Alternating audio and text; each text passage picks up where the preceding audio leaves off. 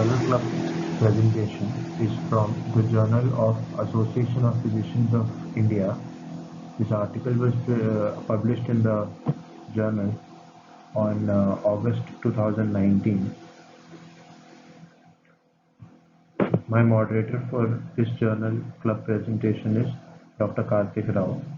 The article name is Efficacy of DPP-4 inhibitors as the fourth drug in the management of type 2 diabetes mellitus in Asian Indians poorly controlled by use of at least 3 oral anti-diabetic drugs. Coming to the aim of this study.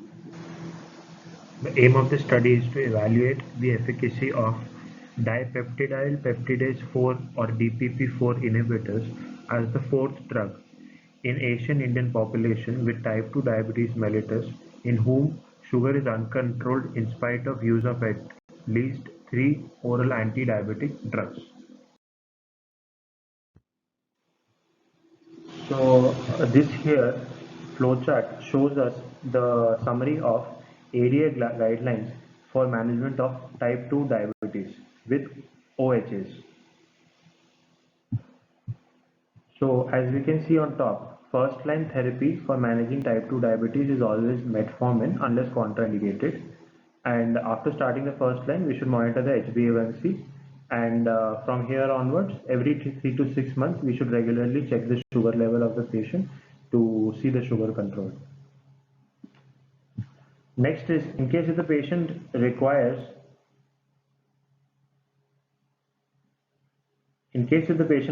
a second line drug, we should first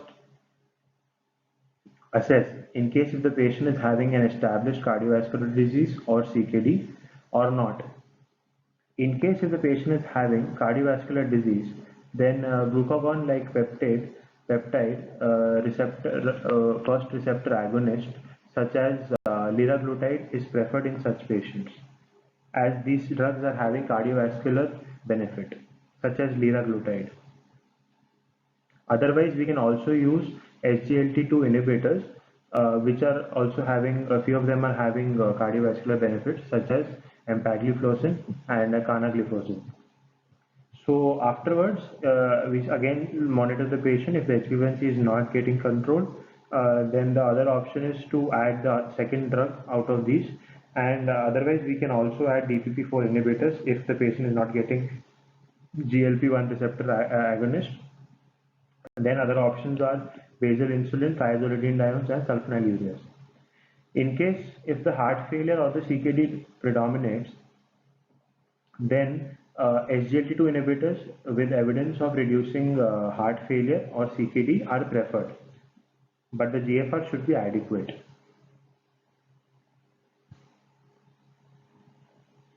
Afterwards, if the sugar does not get controlled, then we can add a thiazolidinedione, otherwise DPP-4 inhibitor other than saxagliptin, and then next option is basal insulin. So in case if the patient does not have any cardiovascular disease or CKD, then the way to go about it next is there are 3 categories. One is when we do not want hypoglycemia for the patient. Then another category is when we want the patient to have some weight reduction along with sugar control. And the third category is if the patient is not able to afford expensive drugs.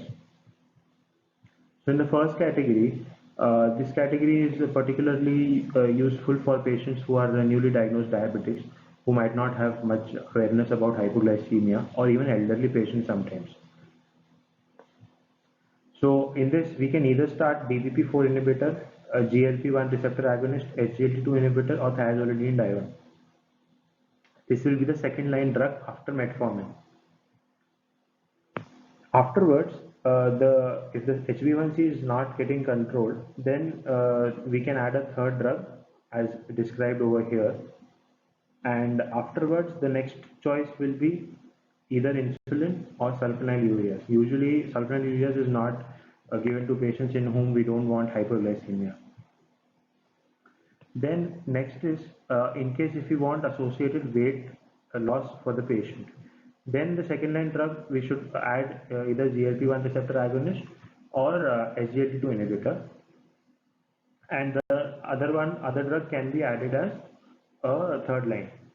And again, the next option for these patients will be before insulin, we can also think of DPP4 inhibitors, and this is something we'll be discussing in this particular article. If patient is having cost issue, they're not able to afford expensive medication, then second line drug will be either sulfonylureas or thiazolidine based on patient to patient. And the other one of them can be third line drug. And if sugar does not get controlled, then we have to add start insulin.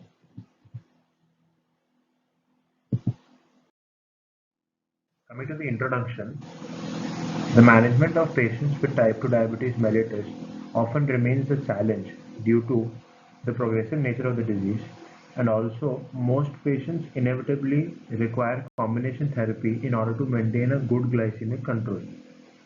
Achieving an HbA1c goal is often difficult, especially in patients who have had a longer duration of the disease. Data from our country between 1999 and 2004 from the National Health and Nutrition Examination Survey suggests that only half of the adults with type 2 diabetes mellitus achieve HbA1c goal of less than 7%. A combined therapy of oral anti-diabetic agents with complementary modes of action is usually considered to tackle this difficulty in management of type 2 diabetes mellitus.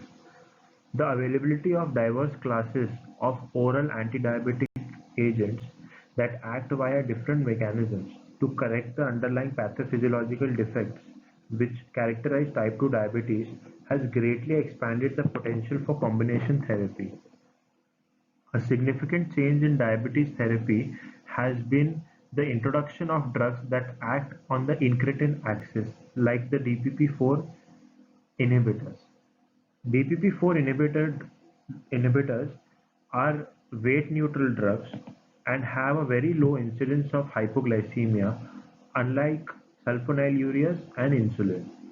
Due to these beneficial qualities, current guidelines prioritize DPP4 inhibitors as part of early combination therapies. Guidelines recommend initiation of insulin therapy if glycemic target is not achieved after 3 months of triple therapy.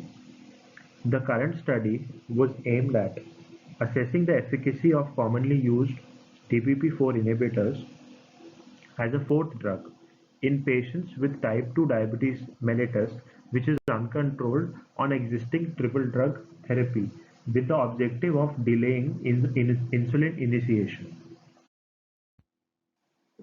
Coming to the methods, this retrospective analysis was carried out in patients with type 2 diabetes mellitus uncontrolled on triple drug therapy and were treated with DPP4 inhibitors.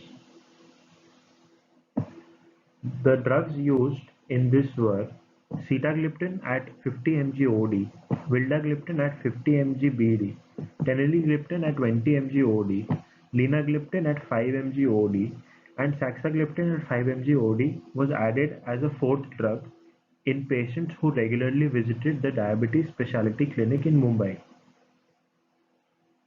The final analysis included 7,858 patients with 3 or more regular follow-ups.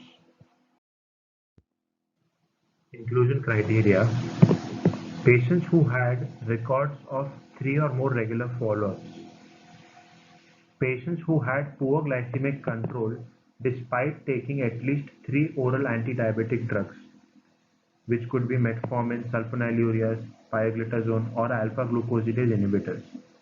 Poor glycemic control was defined as fasting plasma glucose of more than 130 mg per deciliter, postprandial plasma glucose of more than equal to 180 mg per deciliter, or HbA1c of more than equal to 7. Patients treated with any of the DPP4 inhibitors at the same dose which is being followed in this study. Coming to the exclusion criteria, Patients who have been previously on DPP-4 inhibitors and presently have stopped it, they were excluded. Also, patients who were on insulin or were using insulin were also excluded. Next one is patients in whom DPP-4 inhibitor therapy was contraindicated due to various reasons, such as history of pancreatitis, history of Men's syndrome, or medullary carcinoma of thyroid in family members or in self, and severe hypertriglyceridemia of more than 500 milligram per deciliter. Also, any hypersensitivity reaction to DPP-4 inhibitors in the past. A total of 7,858 patients who met the inclusion criteria were considered for final analysis. Glycemic control was defined by fasting plasma glucose level of less than 130 mg per deciliter and postprandial plasma glucose level of less than 180 mg per deciliter. Changes in the patient's weight, HbA1c, fasting and postprandial sugar before and after addition of DPP-4 inhibitor were recorded and analyzed. All data was analyzed for statistical significance by SPSS software. Statistical tests, which were student t-test and chi-square test, were considered significant if p-value was less than 0.05 at confidence interval of 95%. Coming to the results of the study, patients were divided into 5 groups based on the type of DPP-4 inhibitor being used for treatment. Of this, maximum number of patients were in sitagliptin and vildagliptin group. However, linagliptin and saxagliptin group had very few patients. The average age of patients included in this analysis was 55.89 years. 46.8% of cases among the vildagliptin group were in the age group of less than 55 years, which was significantly less as compared to 52.4% of cases among the sitagliptin and 55.1% of the cases among the teneligliptin groups. Also, number of patients in linagliptin and saxagliptin group was significantly less than in sitagliptin group. Average ages were comparable between the groups. Males comprised 62.1% of the study population and females were 37.9%. Majority of the patients were having BMI more than 23.5. Around 69.1% of the patients had type 2 diabetes for more than 5 years. So this table shows us the summary of the baseline characteristics of all the patients included in this study. As we can see, maximum number of patients were in sitagliptin and vildagliptin group. However, linagliptin and saxagliptin group had very few patients.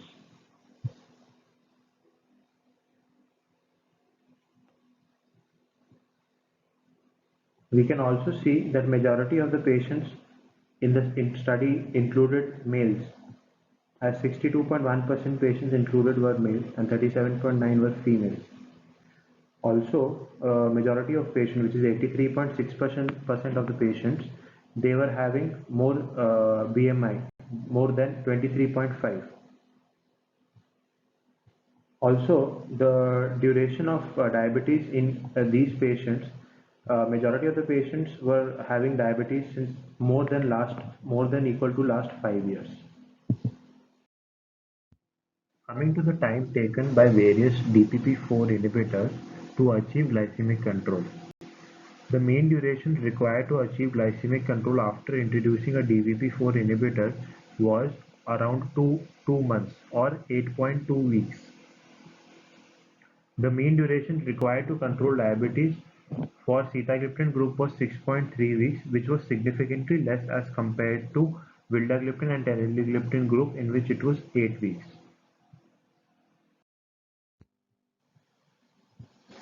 So coming to the response rate, out of 7,858 cases, 81.5%, which is 6,404 cases, responded to the addition of DPP-4 inhibitor, and response was given by fasting plasma glucose less than 130 and postprandial sugar less than 180. In this, we can see that teneligliptin group had significantly more number of responders as compared to the other drugs, which is 86.3.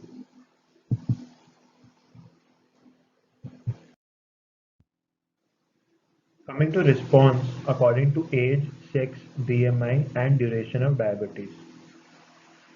The response in age group of less than 55 years was much better than that of age group of more than 55 years, 86.7% as compared to 76.1%. Males responded more as compared to females. Those with low BMI, which is less than 23.5, had higher response rate as compared to the ones with high BMI. In patients with lesser duration of diabetes, which is less than 5 years, the response was much better as compared to patients with longer duration of diabetes.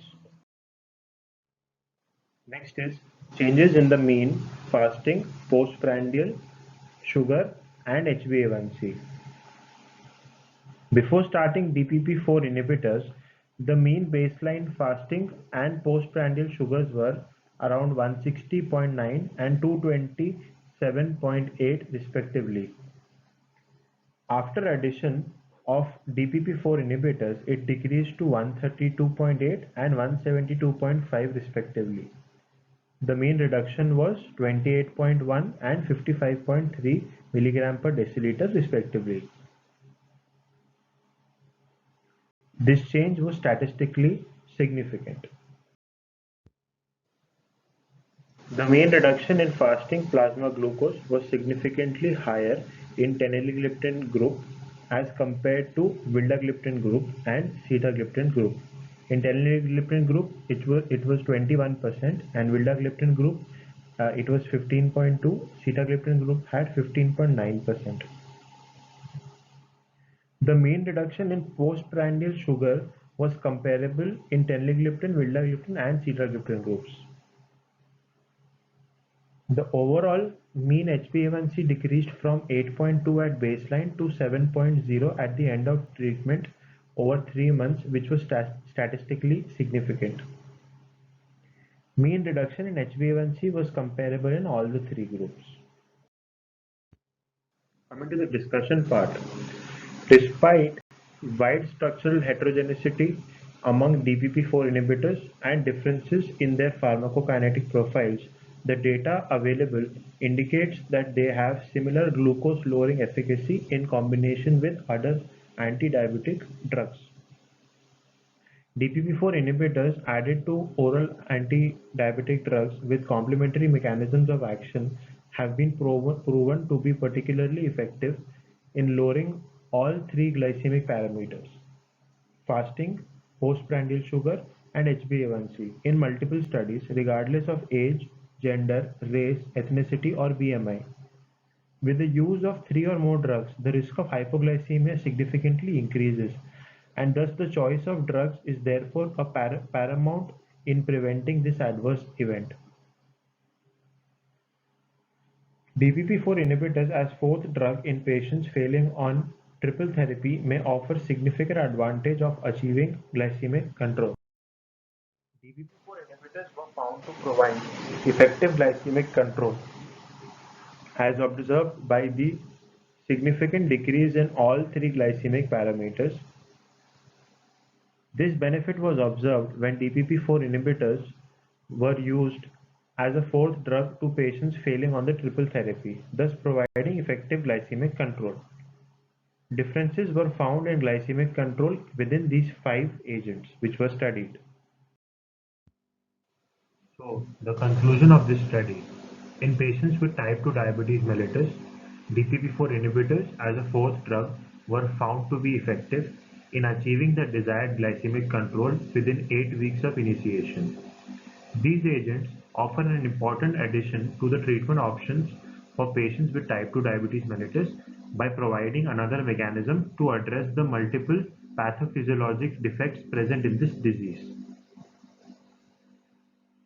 Most diabetes treatment guidelines stress the fact that when three oral agents fail to control the sugar, insulin should be initiated. However, a vast majority of patients would be pleased to avoid initiating insulin if given a choice. This data shows the efficacy of a four-drug regimen to effectively achieve glycemic control and delay insulin initiation. Thank you.